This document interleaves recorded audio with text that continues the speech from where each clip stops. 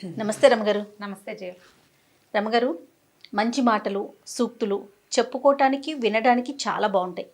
వినేవాళ్ళు ఉంటే చెప్పేవాళ్ళు ఏదో ఒక సామెత కూడా ఉంది కదా, లోకు అన్నట్లుగా. చాలా వింటామండి కొటేషన్స్ కానీ ఇలాంటివన్నీ. కానీ అవి పాటించడంలో మాత్రం కొంచెం కష్టంగానే అనిపిస్తుంది. అందరికీ అన్ని వేళలా అన్నీ సాధ్యం కాదు. అవును, కానీ సాధ్యం చేసుకుంటే చాలా బాగుంటుంది. ఎలా? మంచి మాటల్ని ఇంప్లిమెంటేషన్ కష్టం. ఎస్. ఇప్పుడు సత్యం వద అన్నారు అంటే నిజం చెప్పు. ఎల్లవేళ నిజం చెప్పలేకపోతాం. ఎక్కడ చెప్తామండి? ఎక్కడ చెప్తాం కదా, కష్టం. నిజం చెప్పలేకపోతే అబద్ధం కూడా చెప్పకుండా ఉండు. కనీసం ధర్మాన్ని ఆచరించు. అన్నిసార్లు చేయలేకపోతావు, కనీసం అధర్మాన్ని చేయకు. ధర్మం చేయలేకపోతే పీడ పోయిరి. అంతేగా, అది పాయింట్. మన పెద్దవాళ్ళు చెప్పేది అదే. అయితే ఈ 4 మంచి మాటలకు ఒక మంచి కథ ఉంది, చెప్తాను. పూర్వం ఒక వ్యాపారి ఉండేవాడట. ఆయనకి ఏంటంటే ఎవరి దగ్గరైనా మంచి మాటలు వినటం ఇష్టం. ఆయన వినయశీల్ అనమాట. అయితే ఆ వినడం వింటాడు, మంచి మాటలు వింటాడు. ఎవరైనా వస్తే మంచి మాటలు చెవినేసుకోవడానికి గుళ్ళోకి వెళ్ళి తర్వాత హరికథలు విని అలా చేసేవాడు. అయితే ఏమైందట, ఒకసారి ఒక సాధువు ఆ ఊరు వచ్చాడు. ఈయన పోయి ఆయన దర్శనం చేసి ఏదో పండో ఫలమో సమర్పించి దండం పెట్టాడు. అయ్యా ఏదైనా ఒక మంచి మాట చెప్పండి అన్నాడు. అనేసరికి ఆయన అన్నాడు, మంచి మాటలు ఉచితంగా చెప్తే నెత్తికెక్కవు నాయన, డబ్బులు ఇచ్చి చెప్పించుకో. మంచి మాటకి 100 రూపాయలు అన్నాడు. నీకు ఉచిత సలహా చెప్తే ఉచితంగానే పోతుంది అది. అదే నువ్వు డబ్బులు ఇస్తే ఏం మాట్లాడాలో నువ్వు అదే మాట్లాడతావు, ఏం తెలుసుకోవాలో అదే తెలుసుకుంటావు, అక్కర్లేని మాటలు ఉండవు కదా. అందుకని ఇలా అడిగేసరికి ఆయన అన్నాడు, అలాగే 100 రూపాయలు ఇస్తాను మాటకి. సరే, ఆయన ఏం చెప్పాడంటే మొదటి వాక్యం, సామాన్యుడు ఎవడైనా గొప్పవాడయ్యాడనుకో వాడిని సామాన్యుడిగా ఉద్దేశించి మాట్లాడకూడదు, గొప్పవాడిగానే గుర్తించాలి. అది నీకు మంచిది.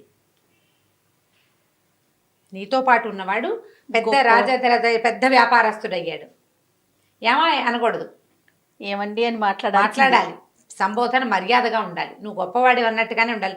వాళ్ళే దిగి మన ఇద్దరం స్నేహితులను చిన్నప్పటి నుంచి అనేవాడంటే ఓకే, నువ్వు అనకూడదు. సామాన్యుడిని పెద్దవాడైతే పెద్దవాడుగానే గుర్తించాలి, కానీ వీడి ఇది వరకు సామాన్యుడు, మా వాకిట్లో తిరిగేవాడు ఏరావరే అని అనకూడదు అని చెప్పాడు. ఈయనకి చాలా నచ్చింది. మనతో ఉన్న ఒక సామాన్యుడు గొప్పగా అయిపోవటం ఎంత బాగుంది అనుకుని, అయ్యా ఇంకొక మాట చెప్పండి. మళ్ళీ 100 అన్నాడు ఆయన. అలాగే అని ఇంకో 100 రూపాయలు చేతిలో పెట్టాడు. ఈయన ఏమన్నాడంటే, ఎప్పుడు ఇతరుల రహస్యాలు బహిరంగపరచద్దు నీ అంతటా నువ్వు. నీకు తెలుసు, నీ చుట్టుపక్కల వాళ్ళకు కూడా తెలుసు అనుకో, వాళ్ళందరూ మాట్లాడినా నువ్వు మాట్లాడద్దు. ఇతరుల రహస్యం ఎప్పుడు నీ నోటితోటి నువ్వు చెప్పకూడదు. ఇది చాలా వ్యాలిడ్ పాయింట్. మనం డిస్కస్ చేయడానికో, ఎవరికైనా చెప్పడానికో, లేకపోతే దాని గురించి మనం తెలుసుకోవటానికో ఎవరికైనా చెప్పామంటే అది పెదవి దాటితే పృథివీ దాటితే చాలా ఇబ్బందులు వస్తాయి దాంతో. అందుకని ఇతరుల రహస్యాలు చెప్పకూడదు. ఈయనకి ఇది కూడా బాగుంది, బాగా నచ్చింది. అయ్యా ఇంకొక మాట చెప్పండి అన్నాడు. జేబు చూసుకున్నాడు, డబ్బులు ఉన్నాయి. ఇంకో 100 రూపాయలు చేతిలో పెట్టాడు. ఈయన ఏమన్నాడంటే, పని వాళ్ళతో చేయించగలిగే పనిని వాళ్ళతో చేయొచ్చు, నీ సమయాన్ని వృధా చేసుకోబోక. వ్యాపారస్తుడు కదా ఈయన, అన్ని పనులలోకి దిగి నువ్వు చెయ్యొద్దు. వాళ్ళు ఎవరో చేస్తారు, నీ దగ్గర పనివాడు ఉన్నాడు, గుమాస్తా చేయాల్సిన గుమాస్తాతో చేయొచ్చు. అది ఎలా చేయాలో నువ్వు అక్కడ నిలబడి దగ్గరుండి చేయించి సమయం వృధా చేసుకోబోక. ఇది వ్యాపారానికి ఉపయోగపడుతుంది. అవును, వ్యాపార లక్షణం కదా అది. మనం ఇంకా కొంత ఆలోచించుకోవచ్చు. మన సమయాన్ని వృధా చేసుకోకుండా నీ పని నువ్వు చేసుకుంటావు, వాడి పని వాడు చేసుకుంటావు. సూపర్, బాగుంది. ఇంకో 100 ఇచ్చాడు. ఇంకొక మాట చెప్పండి, ఇదే ఆఖరి. ఆయన దగ్గర 400 ఉండే, 400 ఇచ్చేసాడు. అప్పుడు ఈయన ఏమన్నాడంటే, నీ మనసుకి నొప్పి కలిగిన చోట ఉండద్దు. నీకు మనసుకి చాలా కష్టంతో వచ్చింది, ఇంకక్కడ ఉండద్దు, వెళ్ళిపో అని చెప్పాడు. 400 ఇచ్చి ఈ 4 మంచి వాక్యాలు తెలుసుకున్నాడు ఆయన. ఇది అందరికీ పాఠమేనండి, అందరికీ పాఠమే. ఇందులో నుంచి నేను కూడా పాఠం నేర్చుకున్నాను. చాలా అత్యద్భుతమైన పాఠం ఇది. సరే, బాగుంది. అయితే ఏమైంది, కొంతకాలం అయ్యాక ఈ వ్యాపారస్తుడికి బిజినెస్లో నష్టం వచ్చింది. అక్కడ అకాల వర్షాలు వచ్చి ఈయన తాలూకు ఓడలు మునిగిపోయినాయి, బళ్ళు విరిగిపోయినాయి, డబ్బంతా పోయింది. ఇదో కొద్దిగా ఉంది. ఈయన ఏమనుకున్నాడంటే, ఈ పువ్వులు అమ్మిన చోటే కట్టెలు అమ్మకూడదు, అంతేగా వేరే ఊరు వెళ్దాం అనుకున్నాడు. వేరే ఊరు వెళ్ళడానికి ఏమైంది, ఇంకా పెద్దగా భార్య సంతానం సంసారం ఏం లేదు. ఈయనకు ఒక గుమాస్తా ఉన్నాడు. ఆ గుమాస్తాని, నేను కూడా వస్తాను దొరగారు, మీరు ఎక్కడికి వెళ్తే నేను కూడా అక్కడికి వస్తానండి అన్నాడు. ఎలాగూ సహాయం కావాలి కదా, ఏవో 2 బళ్ళు కట్టుకున్నారు, ఉన్న సామాన్లు అందులో ఎక్కించుకుని పొరుగు రాష్ట్రానికి బయలుదేరారు. ఇంకో రాజ్యానికి, పొరుగు రాజ్యం, రాష్ట్రం కాదు, ఆ రోజుల్లో రాజ్యాలు ఉండేవి. రాజ్యానికి వెళ్తే సరే ఆ రాజ్యపు ఊరి మొగదల్లో ముందు రోజు రాత్రే విశ్రాంతి తీసుకున్నారు. అయితే ఈయనేమనంటే ఉన్న దగ్గర డబ్బులేవో అబ్బాయికి ఇచ్చి పొద్దున్నే అబ్బాయి ఊళ్ళోకి వెళ్ళి ఏదైనా తినడానికి దానికి ఆహార పదార్థాలు ఏర్పరచుకురా, పూటకోళ్ళ వసతి ఉందేమో చూసిరా, మనం వెళ్ళి ఉండడానికి వీలేదో ఉందో 4 కనుక్కురమ్మని కాస్త డబ్బులు చేతిలో పెట్టాడు. ఈ గుమాస్తా కుర్రాడు ఆ డబ్బులు పుచ్చుకుని ఊళ్ళోకి వెళ్ళాడు. దైవవశాత్తు ఆ ఊరు రాజుగారు ముందు రోజు కొద్ది రోజుల ముందు పోయారు. ఆయన దినకర్మలన్నీ అయిన తర్వాత ముహూర్తం పెట్టుకున్నారు. ఈ రోజు ఉదయం నగర ప్రవేశం మొట్టమొదట ఎవరు చేస్తారో వాడే మన రాజు అని నిర్ధారించుకుని ఉన్నారు వాళ్ళు. తెల్లవారంగానే నగర ప్రవేశం చేశాడు వ్యాపారస్తుడు గుమాస్తా. ఆయన్ని కనపడంగానే ఓహో దొరికేశాడు మనకు రాజన్నారు కుర్రాడు. చిన్న వయసు వాడైతే 4 నేర్పించుకోవచ్చు, చూడ్డానికి బాగానే ఉన్నాడు, కొంచెం లెక్క డొక్క తెలిసిన వాడు, ఒక శుద్ధి ఉంది వాడికి, 4 ముక్కలు వచ్చు. ఇక దండేశారు, దండం పెట్టారు, చేశారు, తీసుకెళ్ళిపోయారు. మధ్యాహ్నం అయింది, ఆకలికి నకనకలాడిపోతున్నాడు వ్యాపారస్తుడు. ఏవో మరవరాలు అటుకులు ఉంటే 2 నోటో వేసుకున్నాడు. ఈ అబ్బాయి రావటల్లా. ఏమైందో ఏదో ప్రమాదం వాటిల్లిందా కుర్రాడు, వాడు డబ్బులు పుచ్చుకుని పారిపోయే రకం కాదు, ఇంత దూరం వచ్చాడు కదా మనతో పాటు. సరే ఈయన లోపలికి బయలుదేరి వెళ్ళాడు. వెళ్ళేసరికల్లా ఊరంతా కోలాహలంగా ఉంది. కొత్త రాజు గారు బాగున్నాడు అంటున్నారు, అదంటున్నారు ఇదంటున్నారు. ఎవరండి కొత్త రాజు, ఏమిటి ఇవాళ ఏమన్నా సింహాసనం పట్టాభిషేకం చేశారా ఏమిటంటే, ఇలా రాజుగారు గతించారు. ఆయన దినవారాలు అయిపోయాక తొలుత ఊళ్ళోకి ప్రవేశించిన కొత్తవాడికి రాజ్యం ఇవ్వదలుచుకుని ఉన్నాము. ఇవాళ పొద్దునే ఒక కుర్రాడు వచ్చాడు, అతన్ని రాజుని చేశామంటే తన గుమాస్తాయే రాజు అయ్యాడని ఆయనకు అర్థమైంది. గబగబా మెల్లిగా అంతఃపురాన్ని అక్కడికి రాజప్రాసాదం దగ్గరికి వెళ్ళి నేను ఫలానా అని చెప్పాడు. చెప్పేసరికి లోపలికి కబురు వచ్చింది. కుర్రాడు చెప్పాడు కదా, గుమాస్తా రాజైన గుమాస్తా ఏం చెప్పాడు, ఒక వ్యాపారస్తుడితో కలిసి వచ్చాను, ఆయన ఊరు బయట విడిశాడు అని చెప్పాడు. ఆయన విడిది అక్కడ ఉంది కదా, బళ్ళు అక్కడ ఆపుకున్నాడు. సరే లోపలికి వెళ్ళి ఈయన ఏం చేశాడు, లోపలికి వెళ్ళగానే తన గుమాస్తా రాజబట్టల్లో చక్కగా సింహాసనం మీద కూర్చుని ఉన్నాడు. ఈయన గుర్తొచ్చింది, 100 రూపాయలు ఇచ్చి ఒక మంచి మాట కొనుక్కున్నాడు తను. మొదటి వాక్యం ఏమిటి, సామాన్యుడు గొప్పవాడైతే అతన్ని సామాన్యుడిగా కాకుండా గొప్పవాడిగా పరిగణించాలి. నమస్కారం మహారాజా అని పలకరించాడు. ఆ మహారాజా అయిన కుర్రాడికి ఏనుగొక్కినంత సంతోషం వచ్చింది. మహారాజా అయిన సంతోషం కంటే తన యజమాని తనని మహారాజుగా గుర్తించిన పాయింట్ వ్యాలిడ్ పాయింట్స్ అన్నమాట. అత్యద్భుతమైంది. ఆయన చాలా గౌరవించి, ఈయన నాకు ఒకప్పటి యజమాని, నాకు అన్ని చదువు అంటే అన్ని విద్యలు, వ్యాపారం చేయటం, అందులో మెళకువలు ఈయనే నేర్పించాడు, ఈయన నా మంత్రిగా ఉంచుకుంటానని ప్రకటించాడు. ఈయన అక్కడ మంత్రి అయిపోయాడు. ఈయన అక్కడ వ్యాపారం కోల్పోయి వచ్చాడు కదా, సరే ఓ ఇల్లు వాకిలి ఏవో అలాట్ చేశారు, మంత్రులకు ఇచ్చేవి కొత్త మంత్రి గారికి కూడా ఇచ్చారు. ఆయన బండి గిండి అన్నీ తెప్పించి ఇక్కడ పెట్టారు. సరే రాజుగారికి ఆయన భార్యని, ఆ ఊళ్ళో అక్కడ పెళ్ళయింది గుమాస్తాకి, ఈయన వెనకాల వచ్చాడు కదా, ఆవిడని తెప్పించారు. ఆవిడ తెప్పించేశారు. తెప్పించిన తర్వాత ఏమైంది, కొద్ది రోజులు గడిచాయి. ఒకరోజు ఈ రాజుగారు ఇప్పుడు ఈ గుమాస్తా కుర్రాడు భార్యని అక్కడ వదిలిపెట్టి ఇక్కడికి వచ్చాడు. ఈయనతోటి ఆ భార్యకి అక్కడ ఎవరితోటో ఫ్రెండ్షిప్లు ఉన్నాయి. ఆ అమ్మాయి ప్రవర్తన అంత మంచిది కాదు. ఇక్కడికి వచ్చాక ఇక్కడ కూడా కొద్దిగా స్నేహాలు చేసింది. ఓ రోజు ఈయన ఏవో అవి ఇవి అంటే అశ్వశాలలు గోశాలలు అవి పరిరక్షణ అవి వాటి కోసం చూస్తుంటే అశ్వశాలలో ఈ రాణిగారు ఆ అశ్వశాల అధిపతితోటి కనపడింది. దాంతో ఈయనకి ముందు టెన్షన్ వచ్చింది, తర్వాత భయం వేసింది. ఇతరుల రహస్యాలు బహిరంగపరచకూడదు, అందుకని ఏం చేశాడు ఆయన, తన భుజం మీద ఒక శాలువ ఉంటే వాళ్ళు ఎవరికి కనపడకుండా వాళ్ళు ఉన్న గది దగ్గర ఆ శాలువ గుమ్మాన్ని ఇట్లా కర్టెన్లాగా పెట్టేసి వచ్చేసాడు. వచ్చేసేసరికల్లా ఆ అమ్మాయి చూసుకుంది, ఇక్కడ శాలువ ఉందంటే ఖచ్చితంగా ఎవరో మన చూశారు అని అనుకుని ఈ శాలువ ఎవరిది వాకపు చేసింది కొత్త మంత్రి గారికి అని తెలిసింది. కొత్త మంత్రి గారు రాజుగారికి పూర్వపు ఓనరు, పూర్వపు సేటు. ఈవిడేం చేసింది, మీ మంత్రి గారు దుష్ప్రవర్తన, నాతోటి సరిగ్గా ప్రవర్తించలేదు, నన్ను ఏదో అన్నాడు, నాతోటి సరిగ్గా చేయలేదు అని చెప్పేసి భర్తకి చెప్పింది. చెప్పేసరికల్లా ఇప్పుడు ఏం చేయాలి, ఈయనేమో ఇదివరకటి యజమాని, అయ్యో ఈయన ఇలా అయ్యాడా, ఇప్పుడు ఏమిటి ఇల్లు వాకిలి వచ్చి మంత్రి పదవి వచ్చేసరికి ఈయన ఇలా అయిపోయాడు అనుకుని రాజుగారికి చాలా కోపం వచ్చింది. ఏం చేశాడు, ఆయన డైరెక్ట్గా శిక్షించకూడదు, ఎందుకంటే తన పూర్వపు యజమాని, తనే మంత్రిని చేశాడు, బాగుండదు, పరుగు పోతుంది. అందుకని ఆయనకి ఏం చెప్పాడంటే, మీరు ఒక పని చేయండి, కసాయి కొట్టుంది మనకి కోటని ఆనుకుని అవతల వైపు, అక్కడికి వెళ్ళి మాంసం కొనుక్కురండి అని చెప్పాడు. ఆ కసాయి కొట్టువాడికి ఏం చెప్పించారు? మాంసం కొనడానికి వస్తాడు, ఆయన్ని చంపేయమన్నారు. ఆయనేమనుకున్నాడు, మూడో మాట ఉంది కదా, మూడో మంచి మాట, మూడో 100 రూపాయల నోటు ఇచ్చి కొనుక్కున్నాడు. పని వాళ్ళు చేయగలిగే పని వాళ్ళతో చేయొచ్చు, నీ కాలం వృధా చేసుకోవద్దు. మాంసం కొనటం పెద్ద పనే, సైనికుడిని పంపిస్తే సరిపోతుంది. సరే, ఏం చేశాడు ఈయన? ఆ వాకిట్లో పనిచేసే ఓ సైనికుడిని, అరే అబ్బాయి ఆ కసాయి కొట్టు నుంచి మాంసం కొనుక్కురారా, అది పట్టుకెళ్ళి రాజుగారికి ఇవ్వు, ఫలానా లేడి మాంసం కావాలట అని చెప్పాడు. వీడు పోయి సైనికుడు అక్కడికి వెళ్ళేసరికల్లా ఆ కసాయి కొట్టు వాడికి ఏం తెలుసు, లేడి మాంసం అని ఎవడడిగితే వాడిని కొట్టేయాలి, అంతే. ఆ సైనికుడిని కొట్టేసాడు వాడు.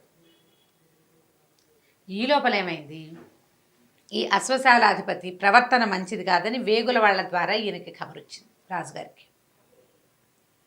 కబురు వచ్చేసరికల్లా ఆయన దుష్ప్రవర్తన ఎవరితోటని వాకపు చేస్తే అది తన భార్యేనని తెలిసిపోయింది. అయ్యో, నేను ఇంత పొరపాటు చేశాను, మంత్రి గారిని చంపేశానే వృధాగా అని అనుకుని ఆయన చాలా దిగులు పడుతున్నాడు. ఏం చేయాలో తెలియలే. ఒకప్పటి నా యజమాని నన్ను ఎంతో గౌరవించాడు, నన్ను అక్కడ ప్రేమగా చూసుకున్నాడు, ఇక్కడ గౌరవించాడు. వీడు నా దగ్గర పనిచేసిన వాడుని ఒక్కనాడు కూడా అనలా. అంత మంచివాడిని నేను ఈ పని చేశానే అని చాలా దిగులు పడ్డాడు. దిగులు పడి ఏం చేశాడు, ఆయన ఆలోచిస్తుండగా మంత్రి గారు వచ్చాడు. చూసరికల్లా, అయ్యా మీరు బతికే ఉన్నారా అంటే ఎప్పుడు ఆయనకు అర్థమైందనమాట. అతను రాజుగారు ఏమడిగాడంటే, మీ శాలువ ఫలానా చోట ఎందుకుంది, మీరు అక్కడికి వెళ్ళారా అని అడిగితే, అప్పుడు నేను ఏం చేయాలో తెలియక నేను అక్కడ ఒక చూడకూడని దృశ్యం చూశాను, ఎవరైనా చూస్తారని శాలువ అడ్డం పెట్టాను అని చెప్పాడు. చెప్పేసరికల్లా రాజుగారు తను కన్ఫెస్ చేసేసాడనమాట. ఇలా జరిగింది, నా భార్య నన్ను ప్రోత్సహించింది, ఆవిడ మోసం చేసింది, నన్ను మీకు ఎగనెస్ట్గా మీకు వ్యతిరేకంగా నన్ను ప్రోత్సహించింది, అందుకని నేను మిమ్మల్ని ఇంకేం శిక్ష విధిస్తే అవమానకరంగా ఉంటుందని కసాయివాడికి చెప్పాను, మిమ్మల్ని అక్కడికి పంపిద్దాం అనుకున్నాను. భగవంతుడు నా ఎందుండి నన్ను ఇంత పాపం చేయకుండా నన్ను తప్పించాడు, నన్ను క్షమించండి అని కాళ్ళు పట్టుకున్నాడు. ఆయన పర్వాలేదులే నాయన, ఎలా జరగాల్సి ఉంది అది అలా జరుగుతుంది, నేను 100 రూపాయలు ఇచ్చి కొనుక్కున్నాను మాటల్ని, కొనుక్కున్న ప్రతి సలహాని నేను ఉపయోగించాను. ఇప్పుడు 4వ సలహా ఉంది కదా, మనసు దెబ్బతిన్న చోట గాయపడిన చోట ఉండద్దు. ఎంత బతిమిలాడినా రాజు వ్యాపారస్తులకు ఇంక అక్కడ ఉండాలి. మంత్రిగా కొంతకాలం పనిచేసి తను సంపాదించుకున్న సొమ్ముని 2 బళ్ళకి ఎత్తించుకుని ఆ ఊరు నుంచి బయటికి వెళ్ళిపోయాడు. ఈ 4 మంచి మాటల్ని అతను వాడుకున్నాడు. మనం ఇలాంటిదే ఇదివరకు ఒక కథ చెప్పుకున్నాం, దగ్గరగా ఇలాంటి కథే. ఎప్పుడైనా ఏదైనా కొన్ని మంచి వాక్యాలు, మంచి మాటలు ఉచితార్థం లభించాయి అనుకో, ఉచితంగా ఉన్న మాటల్ని మనం లెక్కే చేయం, దానికోసం మనం పే చేయాల్సి వస్తే డబ్బంటల్లా. నేను ఒక దెబ్బ తిని నేర్చుకున్నామనుకో, ఒక మంచి విషయం బాగా గుర్తుంటుంది, భలే గుర్తుంటుంది, ఎంత బాగానో గుర్తుంటుంది. గుణపాఠాలు అంటారు వాటిని. జీవితం గుణపాఠాన్ని నేర్పిస్తుంది, ఆ పాఠాన్ని అనుసరించి ప్రవర్తిస్తాం. ఉచిత సలహాలు పెద్దగా ఉపయోగపడవు, కానీ ఇలాంటివి అంటే మన మూల్యం చెల్లించి తీసుకున్న సలహా ఉంది చూసావా, అది బాగా ఉపయోగపడుతుంది. మంచి వాక్యాలకి పూర్తిగా పాటించలేకపోయినా తదనుగుణంగా వ్యవహరించడం తెలుసుకోవాలి. మనం అనుగుణంగా వ్యవహరిస్తే జీవితం సజావుగా వెళ్తుంది. 100% చేయలేకపోతాం, కనీసం దానికి దగ్గరగా ప్రయత్నం అన్నా చేస్తే కనీసం ముందుకెళ్ళగలుగుతాం, చక్కగా ఉంటుంది జీవితం. చాలా బాగుంది రమ్మ గారు, అద్భుతంగా ఉంది. మంచి కథ కదా, మంచి కథ. నమస్తే. నమస్తే. ఈ వీడియో కనుక మీకు నచ్చినట్లయితే లైక్ చేయండి, షేర్ చేయండి. మరిన్ని ఇంట్రెస్టింగ్ వీడియోస్ కోసం మా ఛానల్ని సబ్స్క్రైబ్ చేసుకోండి. నమస్తే రమ్మ గారు. నమస్తే జయ. చందమామ కథ ఏదైనా చెప్తారా? చెప్తాం. రాతిసింహం కథ. పూర్వమట ఒక పల్లెటూరులో ఓ 2 అన్నదమ్ములు ఉండేవాళ్ళట. ఉంటే తండ్రి కొంతకాలం ఉండి గతించాడు. ఆయన ఏం చెప్పాడు, అన్నదమ్ములు 2 పంచుకుని తినండి అని చెప్పాడట. అన్నయ్యకి పెళ్ళి అయిపోయింది, అన్న వదిన ఉన్నారు. పంచుకోవడం అంటే ఏం పంచుకుంటాం, పనులు పంచుకుంటారు. ఏ అన్నదమ్ములు డబ్బులు పంచుకునే వాళ్ళు కనపడేవాళ్ళు కాదు ఈ పల్లెటూళ్ళలో, దుర్మార్గులుగానే ఉండేవాళ్ళు ఎక్కువ. ఎందుకనో కథల్లోనే అలా కనపడుతుంది. అయితే ఏమైంది, ఈ కొన్ని రోజులు గడిచాక ఆ వదిన రోజు అనేది ఏంటి పనంతా పెద్ద పనులన్నీ మీరు చేస్తున్నారు, వాడి పిల్ల పనులు చేస్తున్నాడు, వీడిని ఎందుకు పోషించాలి మనం అంటుండేది. అనగా తమ్ముడిని అన్నయ్య అన్నాడు, ఒరే నాయన, ఇక నేనే నిన్ను పోషించడం ఎట్లా, నీ పొట్ట నువ్వు పోసుకో, నీ దారి నువ్వు వెళ్ళు, ఏదైనా పని చేసుకో, నా మీద ఆధారపడి ఉండద్దు. ఈ పొలం పుట్ర ఇల్లు వాకిలి ఏవో కొద్దిగా ఉన్నవి నేను చూసుకుంటా, నీ దారి నువ్వు వెళ్ళమన్నాడు. కుర్రాడికి ఏం చేయాలో తెలియలే. అన్నయ్య వెళ్ళిపోమంటున్నాడు. సరే అక్కడ పెద్దగా వాళ్ళకు ఉన్నది ఏం లేదు, ఆ ఉన్నది చెరసగం. కానీ అన్నయ్య ఆ మాట ఎత్తటల్లా, ఇదంతా నేను నాదేనంటున్నాడు. సరే తమ్ముడు ఏం చేశాడు, వాళ్ళ అమ్మకి చెప్పాడు, అమ్మ అన్నయ్య నన్ను వెళ్ళిపోమంటున్నాడే ఇంట్లోంచి, మరి నేను అటు కొండ దిగి అవతల ఊర్లో ఏదైనా పని చేసుకుని బతుకుతానమ్మా అన్నాడు. వాళ్ళ అమ్మ అంది, నాయన ఇవాళ నిన్ను బొమ్మన్నాడు, రేపొద్దున నన్ను బొమ్మంటాడురా, నువ్వైతే ఏదో కాయ కష్టం చేసుకుని అన్నం తింటావు, నేనేం చేస్తాను, మరి నా వల్ల కాదు కదా, నీతో ఉంటా, నీకు అన్నం వండి పెట్టాలి కదా, నీ పెళ్ళి అయ్యేదాకా నేను చూసుకోవాలిగా, నేను చూసుకుంటాను, నన్ను నీతో తీసుకుపోరా, నన్ను ఇద్దరం కలిసి వెళ్ళిపోదాను రా. తమ్ముడు చెప్పాడు, అమ్మని తీసుకెళ్తాను నాతో అంటే ఆ కోడలు సంతోషించింది, ఇక అత్తగారి పెత్తనం ఉండదు, హాయిగా ఇల్లంతా మనమే ఏలుకోవచ్చని సరేనన్నారు. చిన్న కొడుకు తల్లి కలిసి బయలుదేరారు. ఒక ఎత్తైన కొండ ఉంది వాళ్ళ ఊరు దాటాక. ఆ కొండ దిగువన ఇంకొక ఊరుంది, వీళ్ళది చిన్న ఊరు, అవతలది కొంచెం పట్టణం. ఈ కొండ మీదకి వెళ్ళి సగపడి దిగుతూ ఉంటే వాళ్ళకి ఒక పురాతనమైన ఇల్లు ఒకటి కనపడింది. ఎవరో కట్టుకున్నారు పాతకాలంలో, బంగ్లా లాంటిది, పెద్దది కాదు, ఈ వేసవి విడుదలుగాను అలాగూ కట్టుకునేవాళ్ళు అప్పట్లో. ఆ జమీందారులో ఎవరో వాళ్ళు రావడం మానేసినట్టున్నారు. బాగా ఒక 5-6 గదులు ఉన్నాయి, కొన్ని నివాస యోగ్యంగానే ఉన్నాయి, మిగిలినవి కూడా ఓపిక మీద కాస్త రిపేర్ చేసుకుంటే ఆ ఇల్లు బాగానే ఉంటుంది. కొంతకాలంగా ఎవ్వరూ వచ్చిన దాఖలాలు లేవు, ఏళ్లుగా. తల్లి కొడుకు ఏమనుకున్నారు, సరే 2 పూటలు శుభ్రం చేసుకుని ఇక్కడ ఉందాము అని అనుకున్నారు. తల్లి మంచి పనిమంతురాలు, ఆవిడ చకచక ఇల్లు వాకిలి బాగు చేసింది. పిల్లాడు కూడా గట్టివాడే, బరువు పనులు చేసేవాడే. ఇల్లంతా సవరించుకున్నారు. చూస్తే లోపల ఏదో కుండా చట్టి కూడా ఉన్నాయి, మంచాలు ఉన్నాయి, పాతపడిపోయినాయి, కానీ పడుకోవడానికి వండుకోవడానికి ఏమి ఇబ్బంది లేదు. పొయ్యికి ఏముంది, కొండ మీద 4 చితుకులు పెట్టి 2 రాళ్ళు పెట్టుకుంటే మంట పొయ్యి, గిన్నెలు అయితే ఉన్నాయి. సరే కుర్రాడు ఏమన్నాడమ్మా, అటు కొండ మీదకి వెళ్ళి ఏమైనా కొంచెం చెట్లు కొట్టుకుని ఊళ్ళోకి తీసుకెళ్ళి కట్టెలు అమ్ముకొస్తానమ్మా అన్నాడు. తల్లి ఏం చేసింది, వచ్చేటప్పుడే తమ సామాన్లతో పాటు ఇన్ని బియ్యం, పప్పు, కూర అన్నీ పట్టుకొచ్చింది. పప్పు ఉప్పు తెచ్చింది. అన్నం పప్పు వండుకుని తిన్నారు, ఆ పొట్టు పడుకున్నారు. మర్నాడు పొద్దున ఏం చేశాడు కుర్రాడు, కొన్ని చెట్ల కొమ్మలు అవి ఎండు కొమ్మలు అవి కొట్టుకుని 2 మూటలు కట్టుకుని కొండ మీద నుంచి దిగి ఆ ఊళ్ళోకి వెళ్తున్నాడు. ఊళ్ళోకి వెళ్తుంటే వాడికి ఆ కొండ కొస మీద ఒక రాతి సింహపు బొమ్మ కనపడింది. ఓ ఏమిట్రా అని బాగా చూస్తే అది సింహం ఎట్లా ఉందంటే చక్కటి సింహపు ముఖం, ఎవరో చెక్కారు. ఒకవేళ ఈ కొండ దేవుడు కాబోలు, ఈ కొండ దేవుడు అవటం వల్లే, ఈయన కరుణ వల్లే దొరికినాయి ఇన్ని అమ్ముకోవటానికి అని అనుకుని సరేనని అక్కడ దండం పెట్టుకుని ఇక చెట్ల కొమ్మలు 2 మోపులు కట్టాడుగా, 2 మోపులు ఊళ్ళోకి దిగి వెళ్ళి అమ్ముకున్నాడు. సాయంత్రానికి డబ్బులు వచ్చినాయి. డబ్బులు పుచ్చుకుని వస్తూ ఏం చేశాడు, నూనె, ఒత్తులు, ఒక పాత ప్రమిదలు కూడా కొనుక్కొచ్చుకున్నాడు. ఈ ఇళ్ళల్లా వెతికితే ప్రమిదలు కూడా దొరికినాయి, సామాన్లు ఉన్నాయి కదా, ఎవరిదో పెద్దవాళ్ళ ఇల్లే అది. వీడేం చేశాడు, మర్నాడు ఈ కొండ మీదకి వెళ్ళేటప్పుడు చెట్ల కొమ్మలు కొట్టుకోవడానికి మళ్ళీ వెళ్తున్నాడు, కావాలిగా రోజువారీ డబ్బు అవసరం కదా. ఈ రాతి సింహం దగ్గర ఆగి దండం పెట్టుకుని తెచ్చుకున్న నూనె ఆ కుందిలో పోసి ఆ 2 ఒత్తులు వెలిగించి దండం పెట్టాడు. దండం పెట్టేసరికల్లా ఆ సింహం లోపల నుంచి మాటలు వినిపింటాయి, ఎవరినైనా నువ్వు అని. వీడు పదే దండాలు పెట్టి, అయ్యా నేను ఇక్కడ నివాసం ఉండటానికి వచ్చాను, మరి మిమ్మల్ని చూసి దైవంగా భావించా, నిన్న దండం పెట్టాను, నిన్న చేతి నిండా కట్టెలు దొరికినాయి, ఇవాళ కూడా చేతి నిండా కట్టెలు దొరికినాయి, నిన్న శుభ్రంగా తిన్నాము, డబ్బులు మిగిలినాయి, అందుకని మీ వల్లే నాకు ఇది లభించిందని దీపారాధన చేసుకుంటున్నాను స్వామి అని చెప్పాడు. చెప్తే సింహం అంది, అది రాతి సింహం, ఓ పంచి వెదురు బుట్ట ఒకటి పట్టుకురా, రేపు వచ్చేటప్పుడు నువ్వు వెతుక్కోకుండా ఉండేలా అంత సంపాదిస్తాను నీకు. సరేనన్నాడు కుర్రాడు. అప్పటికి 3వ రోజే వాడు మర్నాడు ఏం చేశాడు, ఈ కట్టెలు పుచ్చుకొని పోయాడు ఊళ్ళోకి, అమ్మేసి వచ్చేటప్పుడు అంత వెదురు బుట్ట కొనుక్కొచ్చుకున్నాడు. బుట్ట ఎందుకురా అందుకని వాళ్ళమ్మ ఏ ఆకులు ఆకుకూరలు కోసుకురావడానికి గోంగూర అవి ఉన్నాయి, కొండ గోంగూర అవి కోసుకొస్తాడు, అందుకు బుట్ట తెచ్చాడు అనుకుంది. తల్లి పెద్దగా దానికి అడగల. మర్నాడు మళ్ళీ వీడు దీపము నూనె పుచ్చుకుని వెళ్ళి, దీపం కుంది అక్కడే ఉంది, నూనె ఒత్తులు పుచ్చుకొని వెళ్ళాడు, ఈ బుట్ట పుచ్చుకెళ్ళాడు. నూనె పోసి ఒత్తులు వెలిగించి ఆ బుట్ట పుచ్చుకుని వచ్చానండి అని దండం పెట్టాడు. సింహం అంది, నా నోటి కింద పెట్టు ఈ బుట్టని, దీన్ని మొహర్లతో నింపుతాను, కానీ కింద పడకూడదు, బుట్ట నిండేటప్పుడు చెప్పు, మొహరు కింద పడిందా నీకు చాలా కష్టాలు వస్తాయి అని చెప్పింది. సరేనని ఆ బుట్ట సింహం నోరు కింద పెట్టాడు. సింహం నోరు ఇట్లా అని గర్జనలాగా నోరు తెచ్చింది, నోట్లోంచి జల జల జల జల బంగారు కాసులు రాలిపడ్డాయి. బుట్ట నిండిపోతోంది. కుర్రాడు బుట్ట నిండిపోతోందండి అన్నాడు. అనగానే టక్కిన ఆగిపోయింది. ఇవి తీసుకుని పో, నీ బతుకు నువ్వు హాయిగా బతుకు. ఆ మొహర్లో ఉన్న బుట్ట తీసుకుని కిందకి దిగెళ్ళిపోయాడు. తల్లి నిర్ఘాంతపోయింది. ఇంత డబ్బా? ఏనాడు బంగారు కాయని చూసిన వాళ్ళం కాదు మనం. ఇది ఎక్కడిదిరా, ఇది ఎట్టా వచ్చిందిరా అంటే, అమ్మాయిగో ఇది ఇట్లా జరిగిందన్నాడు. చాలా భయపడ్డాడు. కానీ భయపడింది కానీ అమ్మ సరేనని ఊరుకుంది. కుర్రాడు ఏం చేశాడు, శుభ్రంగా ఊళ్ళోకి వెళ్ళి 4 మనుషులను తెచ్చి ఇంటికి సున్నాలు వేయించి ఇల్లంతా బాగు చేసుకుని చుట్టూతా కోరడి కట్టి ఇంట్లోకి కావలసిన సామాన్లు కొనుక్కుని ఒక 1 డజన్ మేకలు, ఓ 4 గొడ్లు కొనుక్కుని డబ్బులు తినేద్దాం అనుకోలే వాడు. చక్కగా హాయిగా ఉండటం మొదలుపెట్టాడు. మేకలను కోసుకెళ్తున్నాడు, తోలుకెళ్తాడు, ఆవులను తోలుకెళ్తాడు, గొడ్లు తోలుతాడు. సాయంత్రం అయ్యేసరికి పాలు పిండి ఊళ్ళోకి తీసుకెళ్ళి పోసేస్తాడు.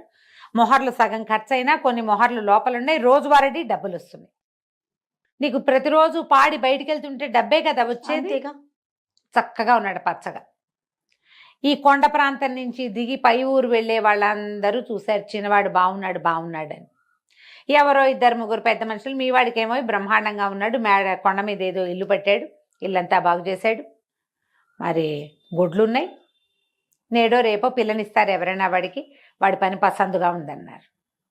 వీడికి అర్థం కాల. నేనేమి ఇచ్చి పంపలేదే వీడికి ఏదైనా పాత ఏదైనా దొరికి ఉండాలి. ఇలా ఆలోచించి మొగుడు పెళ్ళాం ఇద్దరు వెళ్ళారు. వెళ్ళి ఇంత డబ్బా ఎట్టా వచ్చింది ఏమిటని తమ్ముడిని అడిగాడు. తమ్ముడు నిజమే చెప్పాడు. సింహం తల ఉంది కొండ మీద, ఆయన ఒక దేవుడు, నేను రోజు వెళ్ళి దీపం పెట్టొస్తాను, ఆయనే ఇది నాకు ఇచ్చాడు. సరే ఈయనకు అనిపించింది, ఏమిటి మనం మాత్రం ఎందుకు ఊరుకోవాలి, ఇల్లు వాకిలి ఉన్నాయి అనుకో, పొలం పుట్రా ఉన్నాయి, ఒడ్డు గోదా ఉన్నాయి, ఉంటే డబ్బొద్దు కావాలి ఇంకా. సరే ఆలోచించుకుని పట్నం వెళ్ళి 2 పెద్ద పెద్ద దీపపు కుందులు, ఒక పెద్ద వెండి పళ్ళెం పుచ్చుకొచ్చాడు. సరే పళ్ళెంలో పళ్ళు గిళ్ళు పెట్టి దీపారాధన చేసి సింహం ముఖం దగ్గర పెట్టాడు. ఎవరు నువ్వు అని అడిగింది సింహం. అయ్యా నేను ఊర్లో ఉంటానండి, మా తమ్ముడు కట్టెలు కొట్టుకోవడానికి వచ్చి మీకు దీపం పెట్టి మీకు దండం పెట్టాడని మీరు వాడికి మొహర్లు ఇచ్చారు, నాకు కూడా దయచేయండి అవి అన్నాడు. సింహం అంది, సరే అలాగే, నోటి కింద బుట్ట పెట్టు, నిండేటప్పుడు చెప్పు. సరే వీడు బుట్ట పుచ్చుకొచ్చాడు, పెద్ద బుట్ట తెచ్చాడు. సింహం హెచ్చరించింది, మొహరు కింద పడితే కీడు జరుగుతుంది, కింద పడకుండా చూసుకో, నిండేటప్పుడు చెప్పు. సరే మొహర్లు గలగల గలగల రాలడం మొదలుపెట్టాయి. వీడేమనుకున్నాడు, ఇట్లా కొప్పుగా వచ్చాక చెబుదామనుకున్నాడు.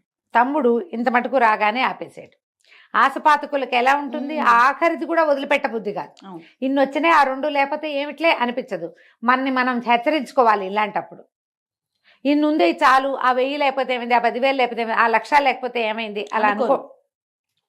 ఆశపాతకత్వం అది. ఇతను ఏం చేశాడు, ఇట్లా కొప్పుగా వచ్చాక చెప్దామనుకున్నాడు. మొహర్లు నున్నగా ఉంటాయి. కొప్పుగా వచ్చే సమయానికి మొహర్లు ఒకదాని మీద ఒకటి పడి ఒకటి జర్రం జారి నేలకు తగిలింది. ఎప్పుడైతే మొహరు నేలకు తగిలిందో సింహంలోంచి నోట్లోంచి డబ్బులు పడ్డం అయిపోయింది. ఇతను బుట్ట పుచ్చుకుని వెళ్ళిపోదాం అనుకున్నాడు. సింహం అంది, నాయనా గొంతులో ఏదో అడ్డం పడింది, తీయవా ఒకసారి అంది. నోరు తెరిచింది కదా. ఇతను ఏం చేశాడు, కుడి చేయి ఇట్లా నోట్లో పెట్టాడు. ఆ సింహం నోట్లో పెట్టంగానే సింహం నోరు మూసేసింది. ఇక్కడ దాకా చేయి పట్టేసింది. చూస్తూ ఉండగానే బుట్ట నిండా ఉన్నాయా మొహర్లు, నేలకు తగిలిన మొహరేమో మట్టిపేళ్ళైపోయింది, మట్టిపేళ్లలాగా అయిపోయింది. చూస్తూ ఉండగానే బుట్టలో ఉన్నవన్నీ మట్టిపేళ్ళలు అయిపోయింది. తను లబోదిబో ఏం చేసినా ఆ సింహం నోరు తెరవలా, ఇంకా నోరు మూసుకునే ఉంది. సాయంత్రం అయింది, ఇతను దిగిరాల. ఆ భార్యకి అర్థం కాల, దీపం పెట్టి డబ్బులు పుచ్చుకొస్తానన్నవాడు రాడేమిటి. పైకి ఎక్కింది. ఎక్కి చూస్తే ఏముంది, సింహం నోట్లో చేయి చిక్కుకుపోయి అక్కడే ఉన్నాడు. లబోదిబో ఏం చేస్తుంది. సరే మళ్ళీ దిగెళ్ళి మొగుడికి అన్నం పట్టుకొచ్చి పెట్టింది. అతను ఆ సింహం నోట్లోనే చేయి పెట్టుకుని అక్కడే ఉండిపోయాడు. అయ్యో, ఆ అమ్మాయి రోజు వచ్చి అన్నం పెట్టేది. పొలం పని చేయటం లేదు, ఈ కొండ ఇంత దగ్గరుందా, రోజు పడుతుంది, పూట పట్టేస్తుంది, ఎక్కాలి దిగాలి. తను రాకపోతే మొగుడికి తిండి లేదు. ఎవరికి చెప్తారు ఈ సంగతి. అంతే. ఇక రోజు ఎక్కేది. చూస్తూ ఉండగానే ఓ రోజు ఆవులను కట్టేసి వచ్చింది. ఆవులు విడిపించుకుని ఎక్కడికో వెళ్ళిపోయింది. పొలం నిండా పైరుంది, పైరు మొత్తం మాడిపోయింది. పైరు మాడిపోయింది, గొడ్లు పోయినాయి. ఈ అమ్మాయి పైకి రావాలి, కింద వంట చేసి పెట్టే దిక్కు లేదు, సంపాదించే నాదుడు లేడు. సంపాదించేవాడు సింహం నోట్లో తలకాయ పెట్టుకుని చేయి పెట్టుకుని కూర్చుని ఉన్నాడు. ఇక లబలబల ఆడిపోతూ ఉండేది. 5 రోజులు 8 రోజులు గడిచాక భార్య ఏడ్చుకుంటూ వచ్చింది, ఏమండి మన ఇంట్లో ఏమీ లేవు, కుండలు కూడా పగిలిపోయినాయి, ఆఖరికి మనం బికారి వాళ్ళం అయిపోయాం, అత్యాసపడి ఈ పని చేసావు నువ్వు అనేసరికి మన సొమ్మంతా పోయిందా అన్నాడు. అనగానే సింహం పక్క పక్క పక్క పక్క నవ్విందట నోరు తెరిచి. ఆశపాతకులకి ఏమవుతుంది, మొదటికి మోసం వస్తుంది, అంతే కదా. అత్యాస పడితే ఇలాగే జరుగుతుంది. ఉన్నది చాలు, ఏముందో దాంతో సరిపెట్టుకుందాం, సంపాదించినా ఇంకా ఇంకా ఇంకా అనుకుంటే మొదటికే మోసం వస్తుంది. ఎప్పుడైతే ఈ సింహం నోరు తెరిచిందో బతుకు జీవుడా అని చెయ్యి కప్పుకొని లాగేసుకున్నాడు. చెయ్యి అంతా కొంచెం నజ్జు నజ్జుగా అయ్యింది, కానీ పర్వాలేదు, అమ్మయ్య ప్రాణాలు నిలబడ్డాయి రా దేవుడా అని ఆ రాతి సింహానికి ఒక దండం పెట్టి బుద్ధి దిగి తెచ్చుకొని తమ్ముడింటికి నడుచుకుంటూ వెళ్ళారు. వెళితే చెయ్యంతా నలిగిపోయిందిగా. తల్లి చూసే లపలపలాడింది, ఏమిట్రా నాయన ఇట్లా అయిపోయిందంటే, బోరుమని ఏడిచి నా అత్యాస వల్లే నాకు ఇట్లా అయింది, వీడికి ఏమీ ఇవ్వకుండా పంపించినా వీడు సంపాదించుకున్నాడు బుద్ధిమంతుడయ్యి, నాకు బుద్ధి లేక నేను ఇది చేశాను అంటే అది కోడలు కూడా ఏడ్చింది. గిన్నెలు చట్లు కూడా పగిలిపోయినాయి, గుడ్లు వెళ్ళిపోయినాయి, పంటలు మాడిపోయినాయి, ఇంట్లో ఒక్క వస్తువు లేదు, ఎలుకలు తినేసాయి, బియ్యము ధాన్యము వీళ్ళ దగ్గర పప్పులు ఉప్పులు మొత్తం పోయినాయి అత్యాస వల్ల అనేసరికి తమ్ముడు అన్నాడు, 2 రోజులుండి చెయ్యి మానేదాకా అని చెప్పి తన దగ్గర ఉంచుకుని అన్నయ్య కొంచెం స్వస్థ చెందాక తన గొడ్లలోంచి 4 గొడ్లు, తన మేకల్లోంచి 4 మేకలు, తన మొహర్లలోంచి 4 మొహర్లు చేతిలో పెట్టి నీ దారి నువ్వు ఏర్పరచుకో అన్నయ్య అని చెప్పి పంపించాడు. ఇతను తమ్ముడిచ్చిన 4 మొహర్లు పుచ్చుకుని ఆ గొడ్లని మేకల్ని తోలుకుని మొగుడు పెళ్ళం కొండ దిగి ఇంటికి వచ్చేసారు. నిదానంగా మళ్ళీ తమ జీవితాలు తాము స్వాధీనం చేసుకున్నారు. ఆశపాతకంగా ప్రవర్తించద్దు అని చెప్పటం కోసం ఈ కథను చెప్పుకోవచ్చు. చాలా చాలా బాగుంది రమగారు. నమస్తే. నమస్తే. నమస్తే రమగారు. నమస్తే జయ. రమగారు, ఈ మధ్య మనం అన్ని సిరీస్లే, కాశీ మజిలీలు, విక్రమ బేతాళలు, ఇంకా అపూర్వ చింతామణి అంటే ఇప్పుడు అయిపోయింది అనుకోండి, బృహత్ కథలు ఇవన్నీ చెప్పుకుంటున్నాం, కానీ చిట్టి పొట్టి కథల్ని మిస్ అయిపోతున్నాం. ఇవాళ మంచి కథ Yes, మొన్న కూడా ఒకటి చెప్పుకున్నాము, భార్యాభర్తల మధ్య అవగాహన. దాని మీద ఒక కథ. జనరల్గా భార్యాభర్తలు ఒకే మాట మీద ఉండటం, ఒకళ్ళ ఉద్దేశాన్ని ఒకళ్ళు గౌరవించడం కొంచెం తక్కువగా కనిపిస్తుంది జయ కదా. తక్కువ కనిపిస్తుంది. భర్త గారు ఏదో ఉద్దేశం చేస్తే ఇదే ఎప్పుడు ఇంతే, ఇలాగే చేస్తారు, అసలు ఒకనాడైనా నా మాట విన్నావా అని భార్య అంటుంది. ఎప్పుడు నీ గోలే నీది, నా కష్టం నిష్ఠూరం పట్టించుకున్నావా అని భర్తలు అంటారు. ఇది సహజంగా లోక సహజంగా జరిగేది. అయితే బాగా అవగాహన ఉన్న ఒక భార్యాభర్తల కథ అని చెప్తాం. కథ చాలా డిఫరెంట్గా ఉంది, బాగుంది సరదాగా. దీన్ని చిన్నగా బ్రీఫ్గా 5-3 నిమిషాల్లో చెప్పేయచ్చు, పావుగంట కూడా చెప్పుకోవచ్చు. మనం పావుగంట చెప్దాం ఇవాళ. ఒక ఊళ్ళో ఓ రంగమ్మ రామయ్య అని భార్యాభర్త ఉన్నారు. కొంచెం కొత్త పేర్లు పెట్టండి రమగారు. పల్లెటూరు వాళ్ళ కథ కదా మరి. రాజేష్ అలాంటి పేర్లు ఎలా చెప్తాం, పల్లెటూరు వాడి పేరు రాజేష్ అని చెప్పలేకపోతాం కదా, అందుకని ఇదే చెప్తాం, ఇదే కరెక్ట్. సరే.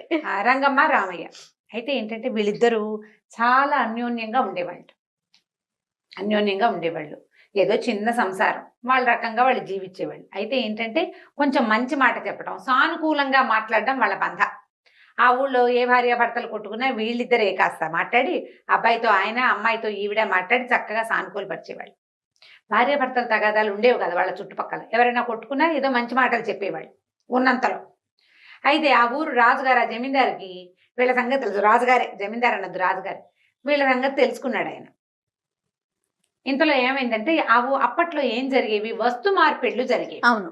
వస్తు మార్పిడి అంటే ఇప్పుడు ఏదైనా కొనుక్కోవాలంటే వస్తు మార్పిడి అప్పుడే కాదు, నాకు వచ్చిన రోజుల్లో కూడా మల్లెపూలకి వాటికి బియ్యము వడ్లు అలాంటివి ఇచ్చేవాళ్ళం.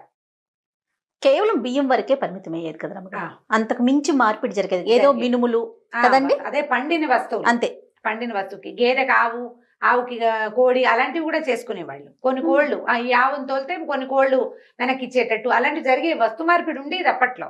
అప్పుడు ఇప్పుడు కూడా కొన్ని చోట్ల ఉంది, చిన్న చిన్న పల్లెటూళ్ళల్లో అక్కడ ఉంటుంది. అంటే ఎలా అనాలి, కోయవాళ్ళు కొండవాళ్ళు ఆ ప్రాంతాల్లో, కోయలు కొండలు కొండ ప్రాంతాల్లో అలా ఉంది. అదే అప్పుడు మామూలుగా జీవితం కూడా అలాగే నడిచేది. అయితే ఏమైందంటే ఈ వస్తు మార్పిడిలో ఏం చేసేవాళ్ళట, మోసం చేసేసేవాళ్ళు. అమాయకుల్ని బాగా మోసం చేస్తున్నారని కొన్ని కేసులు వచ్చేవి రాజుగారి దగ్గరికి.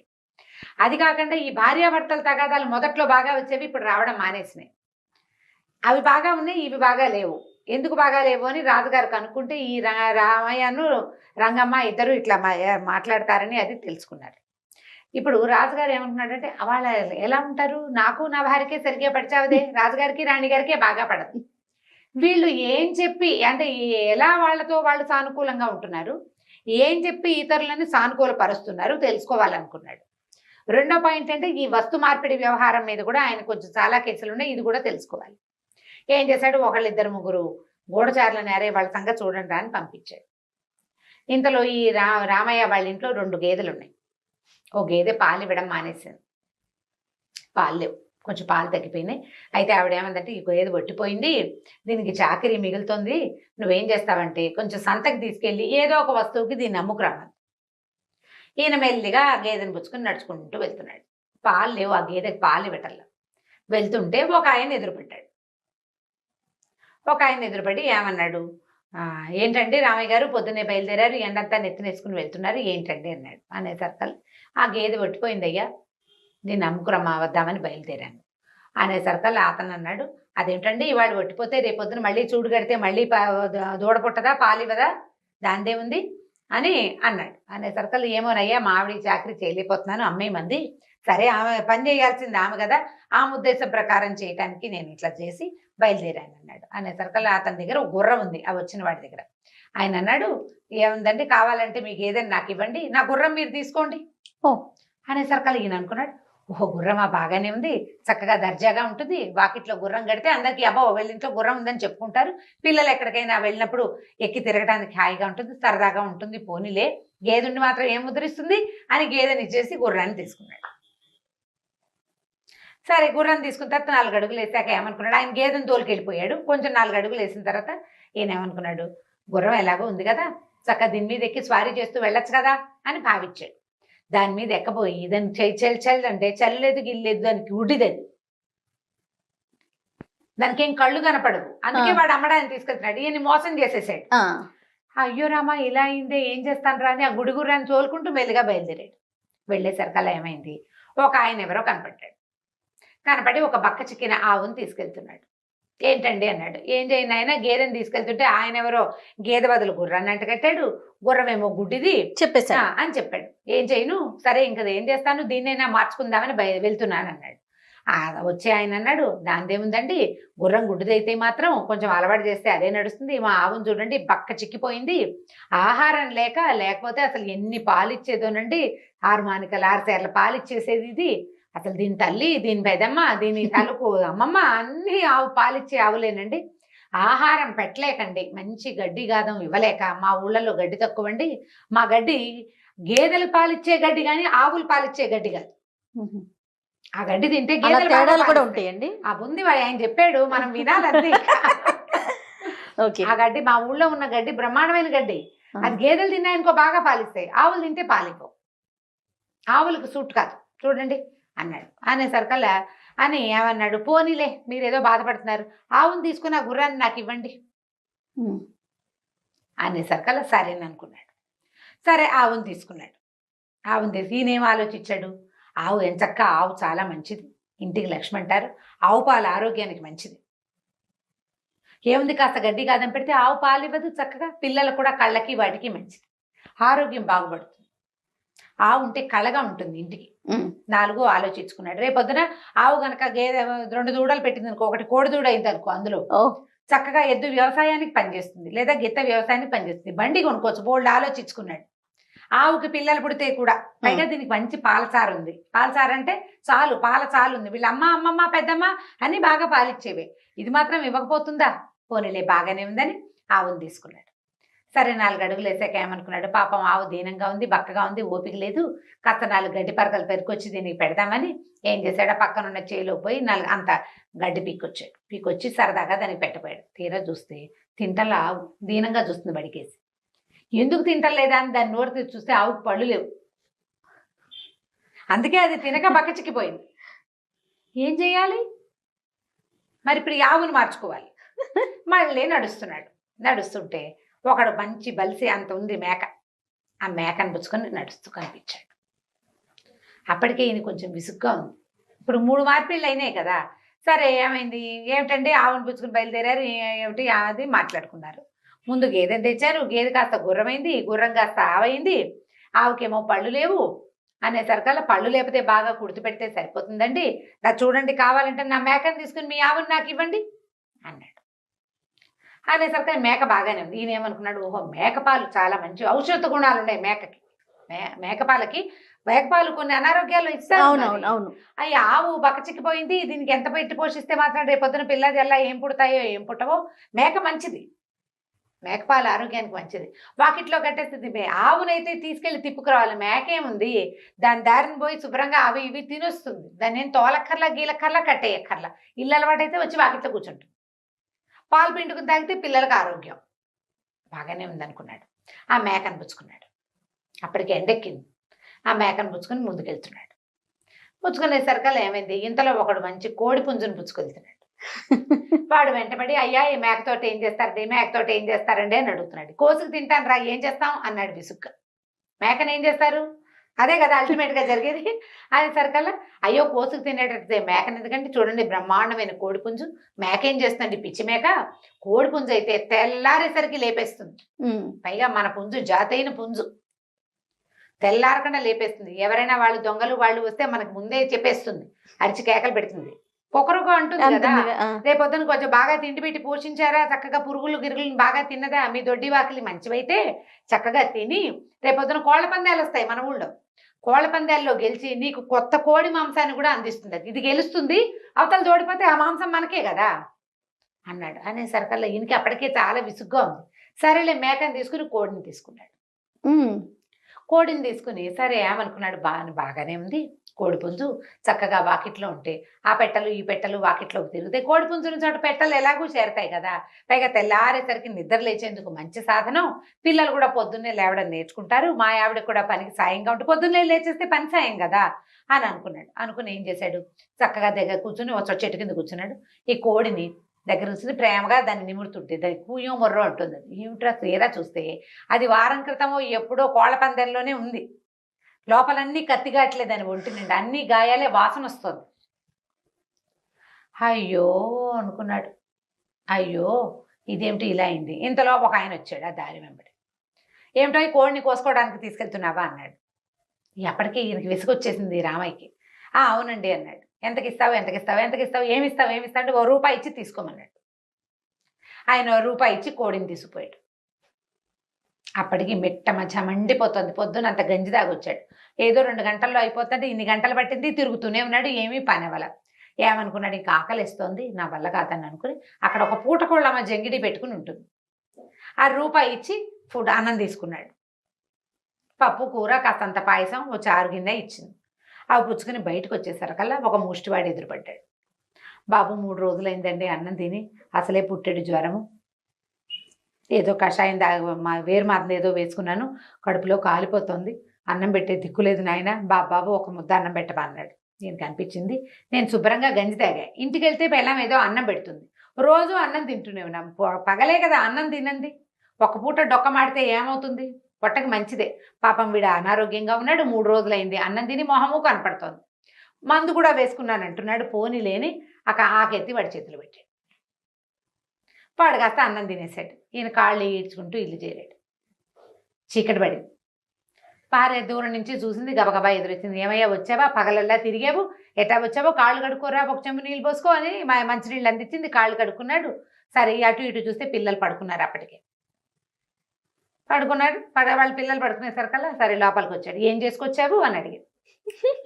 అడిగేసరికల్లా సరే ఏమన్నాడు, కాదే ముందే వెళ్తుంటేను గుర్రం కనపడింది, గుర్రానికి మార్చాను అన్నాడు. పోనీలే మంచిదే, ఏం చక్కగా వాకిట్లో కట్టేస్తే దర్జాగా ఉంటుంది, పిల్లలు తిరుగుతారు. పిల్లలు తిరుగుతారంటే సరే అక్కడి నుంచి ఆ గుర్రాన్ని ఒక ఆవుకు మార్చంటే, ఆవే ఎంత చక్కగా ఆవు పాలైతే ఎంత మంచిదో, ఇంట్లో వాకిట్లో ఆవు ఉంటే చాలా మంచిది, లక్ష్మీదేవి ఏం చక్కగా ఆవు పేడని పేడకల్లాపి చల్లుకోవచ్చు, ఆవు పేడ చాలా మంచిది, మన మొక్క మూడుకి వేసుకుంటే శుభ్రంగా పూతకాయ బాగా వస్తుందయ్యా, ఆవు అయితే మరీ మంచిదే. సర్కల్ అక్కడితో ఆవునేమో మేకకి మార్చాను అన్నాడు. మేక మంచిదేనయ్యా, మేక పెంటుకలు కూడా ఎంత బలమో నేలకి, పైగా మేకపాలు చాలా ఆరోగ్యం, చాలా అనేసరికి ఇంకెక్కడ మేక, ఆ మేకను తీసుకెళ్ళి ఏం చేసి కోడికి మార్చాను. కోడికి మార్చాబా అంది. సరే మరి కోడేది అంటే, కోడిని కూడా ఏం చేశాను, అన్నానికి మార్చేసుకున్నాను. కోడిని ₹1కి మార్చి అన్నం తిన్నాడు. పోనీలే కడుపు నిండా అన్నం తిన్నావు కదా, మధ్యాహ్నం వేళ అసలు ఈ పూట నీకేం పెట్టలేదు, పొద్దున్న గంజి తాగెళ్ళావు, ఎప్పటికి రాలేదు, అన్నమైనా తిన్నావో లేదో అని చాలా బెంగెట్టుకున్నానయ్యా, అన్నం తిన్నావు కదా పోనీలే అని. ఎక్కడ తిన్నాను అన్నం, ఎవరో ముష్టివాడు ఎదురొచ్చాడే, అక్కడి నుంచి పాపం వాడు 3 రోజులయ్యి అన్నం తినలేదుట, చాలా బాధేసింది అందుకని ఇచ్చేసాను. పోనీలే నాయన మంచి పని చేసావంది వాళ్ళ ఆవిడ. మంచి పని చేసావు. మా నాన్న వాకిట్లోకి ఎవరైనా అన్నానికి వస్తే అన్నం పెట్టాలి అనేవాడు, అన్నం పెట్టకపోతే ఆయనకి నచ్చేది కాదు, చక్కగా మామకు తగిన అల్లుడివి నువ్వు, బంగారు కొండలాగా వాడు ఎవడికో ఏముంది అన్నం, ఇంటికి వచ్చావు ఇప్పుడు 2 ముద్దలు అన్నం తింటే సరిపోయే, 3 రోజుల నుంచి అన్నం లేని వాడికి అన్నం ఇచ్చావు, చాలా మంచి పని చేసావులే, లేలే అన్నం పెడతాను నీకు. ఇద్దరు కంచాలు పెట్టుకుని అన్నం తిన్నారు. భోజనాలు చేసేస్తే తెల్లవారు లేచి వాకిలి తలుపు తీసేసరికల్లా వాకిట్లో ఒక బ్రహ్మాండమైన పంచకళ్యాణి గుర్రం ఉందట. దాని పక్కన నున్నగా నిగనగలాడుతున్న ఒక కపిల గోవు, దాని పక్కన ఒక బాగా బలిసిన ఒక మేకపోతు, ఆ పక్కన చక్కగా బంగారపు రంగులో చక్కగా ఉన్న ఇంతెత్తునున్న ఒక కోడి, ఓ పళ్ళెంలో ఇన్ని వజ్రాలు 1 రూపాయి పెట్టున్నాయి. ఆశ్చర్యపోయారు వాళ్ళు. అవన్నీ ఎలా వచ్చినాయో తెలియలే. చుట్టుపక్కల ఎవరిని అడిగినా మావి కాదన్నారు. ఎవరో తెచ్చి అక్కడ పెట్టారు. ఆ దేశపు రాజుగారే పెట్టారని వాళ్ళకి ఎప్పటికీ తెలియలే. వాళ్ళు ఆ గుర్రాన్ని వాడుకున్నారు, ఆ ఆవు పాలు తీసుకుని వాడుకున్నారు, ఆ మేకను ఉంచుకున్నారు, ఆ కోడి వాళ్ళ ఇంట్లోనే ఉంది, ఆ వజ్రాలు 1 రూపాయి వాళ్ళకి ఉపయోగపడాయి శాశ్వతంగా. దేనివల్ల ఇది జరిగి ఉండాలి? మంచితనం, సానుకూల దృక్పథం వల్ల. అంతే. ఇప్పుడు మంచిగా ఆలోచించడం. ఆయన ఏదో చేసుకొచ్చాడు, ఆమె చూడండి, ఆమె నానా తిట్లు తిట్టాలి లెక్క ప్రకారం. మొదటి నుంచి తిట్టద్దు, ఒక్కొక్క పనికి 4-5 తిట్లు చొప్పున 456 తిట్లు తిట్టవలసి. కలియుగం కాదు కదా రమ్మగారు. కలియుగంలోనే కలియుగంలోనేనా? కలియుగంలోనే. ఇంత కాకపోయినా ఇలాంటి సానుకూల దృక్పథాన్ని భార్యాభర్తలు కలిగి ఉండాలి. దానివల్ల ప్రపంచం అంతా సానుకూలంగా ఉంటుంది. పిల్లలు సానుకూల దృక్పథంతో ఉంటారు, పెద్దవాళ్ళు సానుకూలంగా ఉంటారు. మా అమ్మ భార్య కొట్టుకున్నారు, తిట్టుకున్నారు, పోట్లాడుకున్నారు. బయట నుంచి వచ్చిన వాడు సులువుగా ఉందని భార్యను కొట్టేస్తారు, లేదా ఏ ఆసరా లేని అమ్మని బయటికి తోసేస్తారు. వీళ్ళిద్దరినీ సజావుగా ఉంచుకోవటం రావట్లేదు. ఉంచుకోవాలంటే సానుకూలంగా ఇద్దరు వ్యవహారాలు విని ఆవిడ చెప్పేది ఆవిడ చెప్పి, ఆమెకు చెప్పేది ఆమె చెప్పాలి, చెప్పగలగాలి, అంతే. ప్రయత్నం చేయాలి. అంత ఈజీ కాదండి అంటారు ఇప్పుడు. మహేష్ చెప్తున్నాడు చాలా కష్టం అని చెప్పేస్తున్నాడు మనకి. మహేష్ వాళ్ళ ఆవిడ చూడాలి, ఓహో నువ్వు ఇలా చెప్తున్నావా రమ్మగారికి, నువ్వు జయాకి అనేసి అనుకుంటుంది. అంటే ఆయన ఏం చెప్పట్లేదు, ఇది ఒకటేగా చెప్తున్నాడు, చాలా కష్టం అని చెప్తున్నాడు. చాలా కష్టమే, కానీ ప్రయత్నం జరగాలి కదా. ఉంటే ప్రతి చోట గెలుస్తాం మనం, ప్రతి చోట గెలవగలుగుతాం. మనకు ఆ దృక్పథం ఉండాలిగా ముందు. వీడి మాట నేనెందుకు వినాలి అని, దీని కష్టం నేనెందుకు అర్థం చేసుకోవాలని, ఈ 2 భావాలు ఉంటే కుదరదు. వీళ్ళతో కలిసి ఉండాలి, సర్దుకుందాం. చిన్న వాటికి సర్దుకోవచ్చు, పెద్ద వాటికి సర్దుకోలేకపోతాం అనుకో, పోనీను చిన్న వాటికి సర్దుకోవచ్చు కదా, ట్రై చేయాలి. బాగుంది కదా కథ? చాలా బాగుంది రమ్మగారు. మగవాళ్ళందరికీ ఎంత నచ్చిద్దో కానీ చాలా బాగుంది. రైట్ రమ్మగారు, నమస్తే. నమస్తే జయ. ఈ వీడియో కనుక మీకు నచ్చినట్లయితే లైక్ చేయండి, షేర్ చేయండి. మరిన్ని ఇంట్రెస్టింగ్ వీడియోస్ కోసం మా ఛానల్ని సబ్స్క్రైబ్ చేసుకోండి.